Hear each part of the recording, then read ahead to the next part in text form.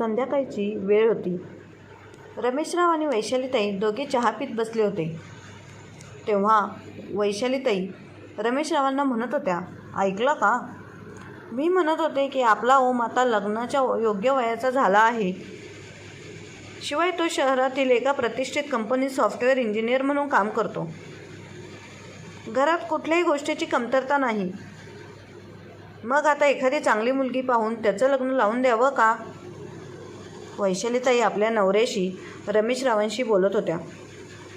रमेशरावांनी मान हलवली आणि म्हणाले, मी सुद्धा याच विचारात होतो. पण ओमला आत्ताच लग्न करायचं नाही. त्याला लग्न करायचं नाही म्हणजे काय? आपण त्याचे आईवडील आहोत. मग तो आपलंही ऐकणार नाही का? वैशालीताई थोड्याशा नाराज स्वरात म्हणाल्या. ओमने स्पष्ट नकार दिला असला तरीही त्याचे आईवडील त्याच्यासाठी मुलगी शोधत होते. दुसऱ्याच दिवशी नातेवाईकांनी सुचवलेल्या एका ठिकाणी रमेशराव आणि वैशालीताई मुलगी पाहायला गेले. मुलीच्या घरी पोहोचताच त्यांनी पाहिलं की ती संस्कारी आणि समजूतदार आहे. पहिल्याच भेटीत ती दोघांना आवडली. त्यांनी तिचे काही फोटो घेतले जे ओमला दाखवता येतील.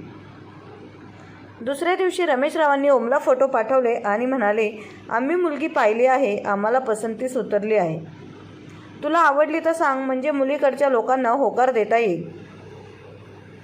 हे ऐकताच ओम चिडून म्हणाला, बाबा, मला आत्ताच लग्न करायचं नाही, आणि तेही गावातल्या मुलीसोबत तर अजिबात नाही. शिवाय ती किती सावळी आहे. रमेशरावांनी समजावत सांगितलं, ओम बाळा, मुलगी खूप चांगली आणि संस्कारी आहे. तिचं कुटुंबही चांगलं आहे. तू एकदा तरी भेट, समोरासमोर बोललात तर तुलाही तिची ओळख होईल. ओम काही क्षण विचारात पडला आणि मग उदासीनतेने म्हणाला, ठीक आहे, पण तुम्हीच पाहून आलात ना, मग मी पाहायची काय गरज नाही. असं कसं? तू स्वतः एकदा भेटून निर्णय घे. रमेशरावांनी आग्रह केला, पण ओम मुलगी पाहायला गेला नाही. उलट म्हणाला, तुम्हीच फायनल करून टाका. अखेरीस दुसऱ्या दिवशी रमेशरावांनी लग्न ठरवलं आणि 2 महिन्यांनी मुहूर्तही ठरवण्यात आला. वेळ पुढे सरकत होता. लग्नाचे दिवस जवळ येत होते. ओम लग्नाच्या आठवडाभर आधी घरी आला, पण त्याच्या चेहऱ्यावर आनंदाचा लवलेशही नव्हता. साखरपुड्याच्या दिवशी जेव्हा त्याने मोनिकाला पहिल्यांदा पाहिलं तेव्हा तो शून्य झाला. त्याच्या मनात विचारांचे काहूर माजलं. आईबापांनी पसंत केले म्हणजे मुलगी मॉडर्न नसेल असं वाटलं होतं.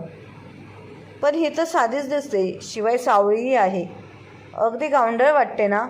राहणीमान, ढगदार ना काही अदबशीरपणा. आईबाबांनी लग्न ठरवताना काहीच विचार केला नाही का?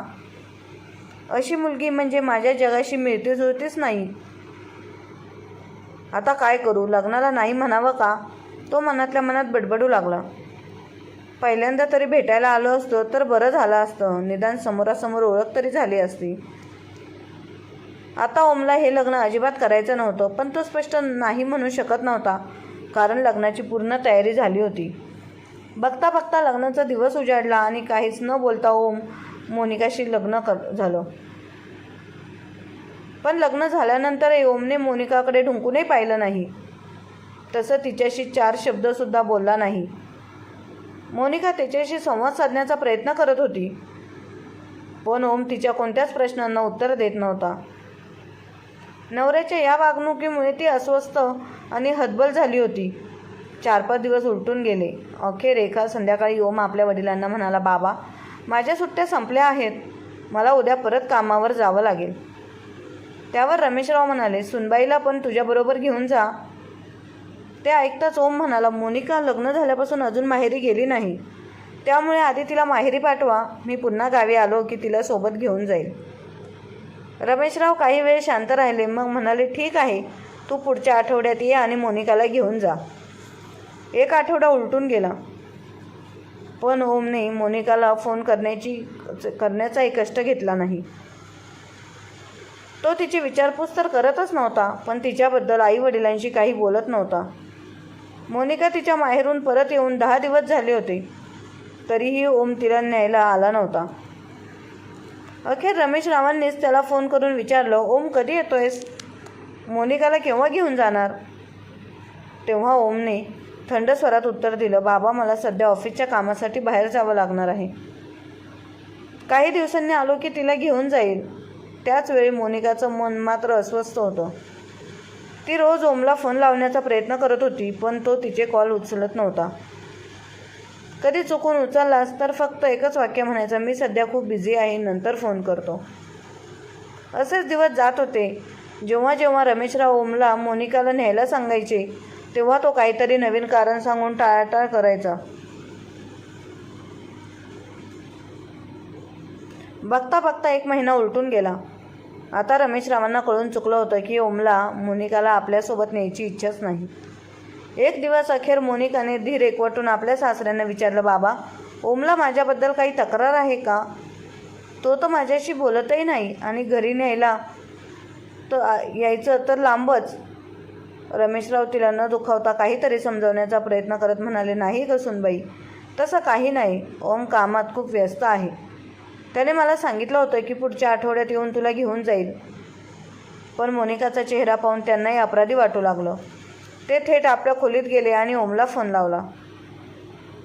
ओम, मला आता कोणतेही कारण नको. लगेच घरी ये आणि सुनबाईला बरोबर घेऊन जा.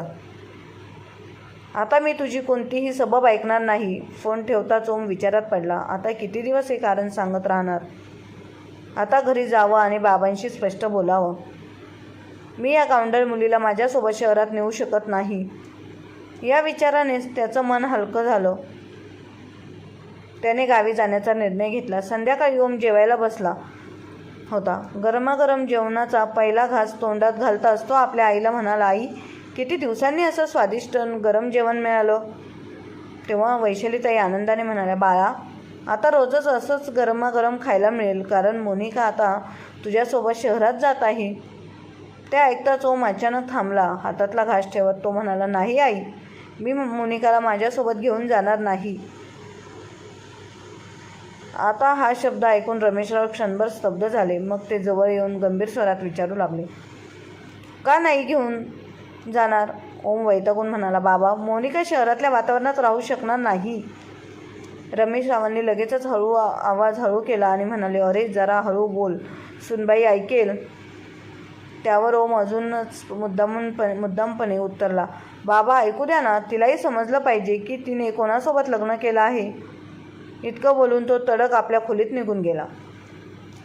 रमेशरावांनी ही वेळ वाया न घालवता त्याच्या मागोमाग खोलीत प्रवेश केला. ओम पलंगावर बसला होता. रमेशरावांनी त्याच्याकडे पाहत संतप्त आवाजात विचारलं, हे बघ ओम, मी तुला आधीच मोनिकाचा फोटो पाठवला होता. तुला सांगितलं होतं की लग्नाआधी एकदा गावी येऊन मुलीला बघ, पण तेव्हा तू आलास का नाही? आणि आता हे काय नाटक लावलं आहेस? ओम काही क्षण गप्प राहिला. मग नजर चुकवत तो म्हणाला, बाबा, तेव्हा मला माहीत नव्हतं की तिचं राहणीमान इतकं साधं आहे. ती शहरात राहू शकणार नाही. ते ऐकताच रमेशरावांचा पारा चढला. त्यांनी ठाम स्वरात सांगितलं, मला काहीही माहीत नाही. ओम, तुला मोनिकाला घेऊन जायलाच लागेल, नाही तर गावातल्या लोकांच्या चर्चेला सुरुवात होईल. ती बिचारी किती दिवस इथे राहणार? आणि मला या विषयावर अजून कोणताही वाद नको आहे. ओमने वडिलांच्या चेहऱ्याकडे पाहिलं. त्यांना कुठल्याही परिस्थितीत आपलं म्हणणं ऐकायचं नव्हतं हे स्पष्ट झालं. तो मनात विचार करू लागला, बाबा ऐकणार नाहीत म्हणून मोनिकाला नेणं भाग आहे. पण हरकत नाही, तिला काही शहरातल्या लोकांची सवय होणार आहे का? 2-3 दिवसातच गोंधळून ती स्वतःहून गावाकडे पळून येईल. दुसऱ्या दिवशी ओम मोनिकाला घेऊन शहरात पोचला. संपूर्ण प्रवासभर त्याने तिच्याकडे बघितलंही नाही. बोलणं तर दूरच. शहरात पोहोचेपर्यंत रात्र झाली होती. ओमने दार उघडलं आणि मोनिकाने घरात पाऊल टाकताच तिला समजलं, घर पूर्णपणे अस्ताव्यस्त होतं. सगळीकडे कपडे पडले होते, भांडी घासून इकडे तिकडे होती आणि धूळसुद्धा भरपूर जमा झाली होती. मोनिका थोडं भांबावली, पण काही न बोलता पुढे सरसावली. तिने पटकन हातपाय धुतले आणि स्वयंपाकघरात जाण्यासाठी पाऊल उचललं. ते पाहून ओम म्हणाला, मी बाहेरून जेवण घेऊन येतो, उशीर होईल आणि उद्या सकाळी ऑफिसलाही जायचं आहे. तेव्हा मोनिकाने संकोचात उत्तर दिलं, तुम्हाला बाहेरून जेवण आणण्याची गरज नाही. मी जेवण घेऊन आले आहे, फक्त गरम करते. हे ऐकताच ओमच्या चेहऱ्यावर थोडंसं समाधान उमटलं. चला, निदान थोडीशी अक्कल आहे हिच्याकडे, असा विचार करत त्याने जेवण केलं आणि झोपला. सकाळी मोनिका पहाटेच उठली. दूधवाल्याकडून दूध घेतलं आणि स्वयंपाकघरात जाऊन चहा आणि नाश्ता बनवला. दुसरीकडे ओमी उठून तयारी करत होता. तो तयार झाला, बॅग उचलली आणि काही न बोलता बाहेर पडला. न चहा प्याला, न नाश्ता केला, न डबा घेतला आणि न मोनिकाकडे पाहिलं. मोनिका ओसरीवर उभी राहून फक्त त्याला दूर जाताना पाहत राहिली. तिच्या मनात विचार आला, मी नाश्ता बनवला होता पण त्यांनी बघितलंसुद्धा नाही. संध्याकाळ झाली. ओम ऑफिसमधून घरी परतला. मोनिकाने त्याला हसून विचारला, आजचा दिवस कसा होता?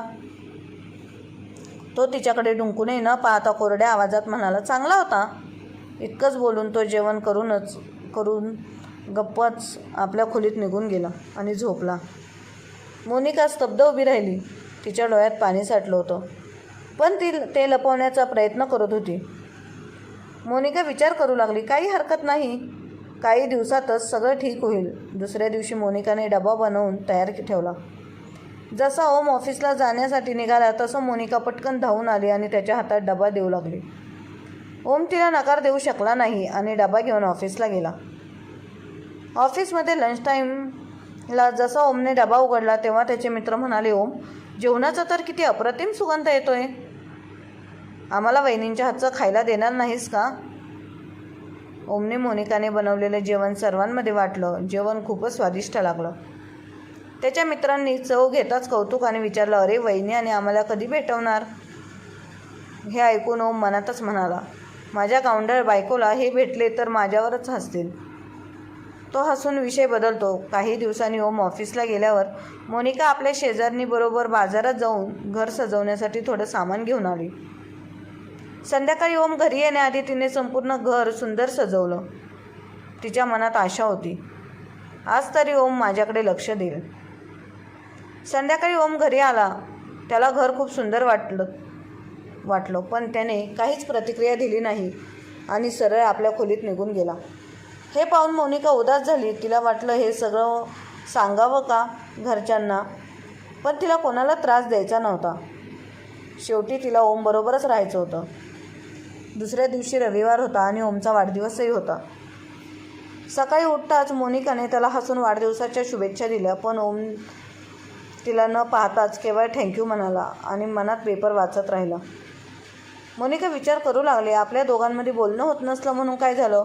शेवटी आजचा दिवस तर खास आहे, काहीतरी स्पेशल बनवायला हवं.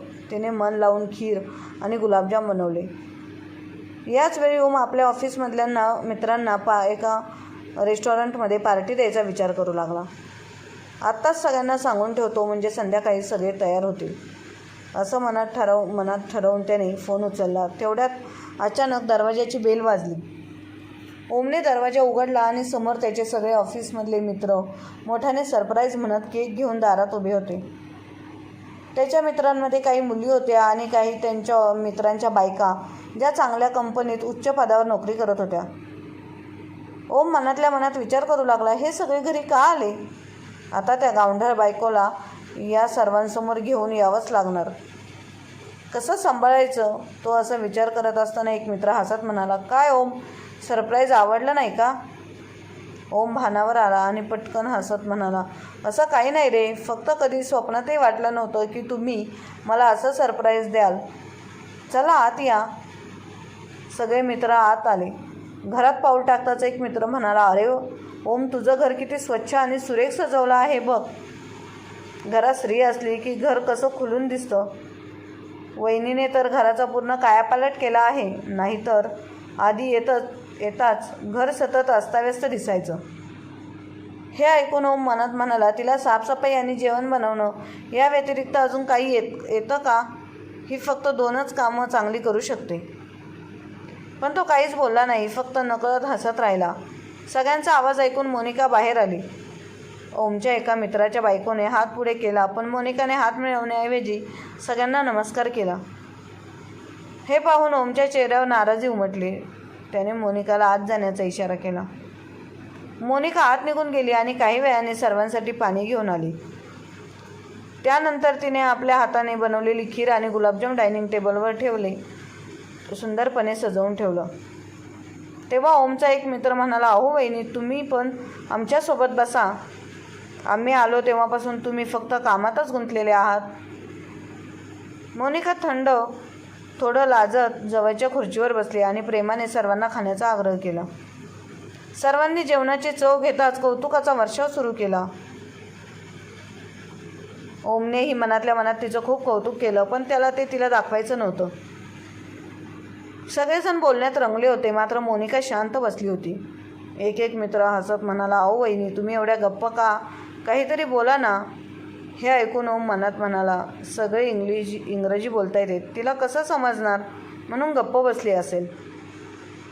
तेवढ्यात त्याच्या एका मित्राने विचारलं, वहिनी, तुम्ही पहिल्यांदाच हैदराबादमध्ये आहात ना?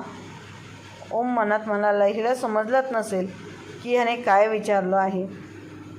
तो काही म्हणणार इतक्यात मोनिका शांतपणे म्हणाली, yes, this is my first time in India, Hyderabad. होय, मी पहिल्यांदाच हैदराबादला आले आहे. हे ऐकताच ओम तिला आश्चर्यचकित होऊन पाहू लागला. तेवढ्यात ओमचा मित्र मोठ्याने हसत म्हणाला, अरे वा ओम, वहिनी तर तुझ्यापेक्षा चांगलं इंग्लिश बोलतात. त्यावर सगळे मित्र जोरजोरात हसू लागले. नंतर त्यांनी ओमची वाढदिवसाची पार्टी जोरदार साजरी केली. भरपेट खाल्लं पिल्लं आणि हळूहळू सगळेजण निघून गेले. पण ओम अजूनही मोनिकाशी बोलत नव्हता. तो घरात आल्याबरोबर सरळ आपल्या वडिलांना फोन लावून विचारू लागला, बाबा, मोनिका नक्की किती शिकलेली आहे? त्यावर रमेशराव हसत म्हणाले, अरे, अचानक हे कशाला विचारतोस? तू तिचा बायोडेटा बघितला नव्हता का? लग्नाच्या आधी. हे ऐकताच ओमने पटकन फोन कट केला आणि खोलीत जाऊन मोनिकाचा बायोडेटा शोधू लागला. PhD इन इंग्लिश लिटरेचर हे पाहताच त्याचा श्वासच रोखला गेला. तेवढ्याच रमेशरावांचा पुन्हा फोन आला. हसत हसत ते म्हणाले, काय झालं, बायोडेटा बघत होतास का? ओम हलक्याशा आवाजात म्हणाला, हो बाबा. त्यावर रमेशराव पुन्हा हसत म्हणाले, अरे गाढवा, ती तुझ्यापेक्षा जास्त शिकलेली आहे आणि तुझ्यापेक्षा जास्त कमवत होती. त्यानंतर लग्नानंतर तिनेच नोकरी सोडली. इतकं बोलून त्याने फोन ठेवलाही. त्या रात्री ओमला झोपच लागत नव्हती. त्याच्या मनात असंख्य विचार येत होते. मी तिला किती कमी लेखत होतो. तिला काही येत नाही असं समजत होतो, पण खरी गोष्ट काही वेगळीच निघाली. सकाळी उठून तो ऑफिसला गेला, पण त्याचं मन कामात रमत नव्हतं.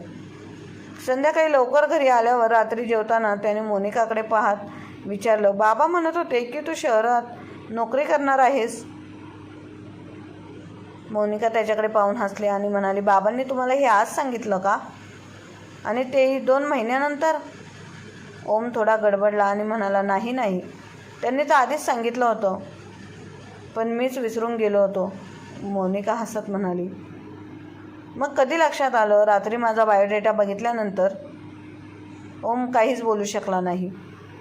तो फक्त खाली पाहू लागला आणि शेवटी हलक्या आवाजात म्हणाला, सॉरी मोनिका. मोनिका शांतपणे हसली आणि म्हणाली, हे सांगा, जर मी शिकलेली नसते तर आयुष्य असंच चाललं असतं का? ओमने तिच्याकडे पाहत निश्चयाने उत्तर दिलं, नाही मोनिका, मी हळूहळू बदलत होतो. पण हे आधीच समजलं असतं तर कदाचित काही गोष्टी सोप्या झाल्या असत्या.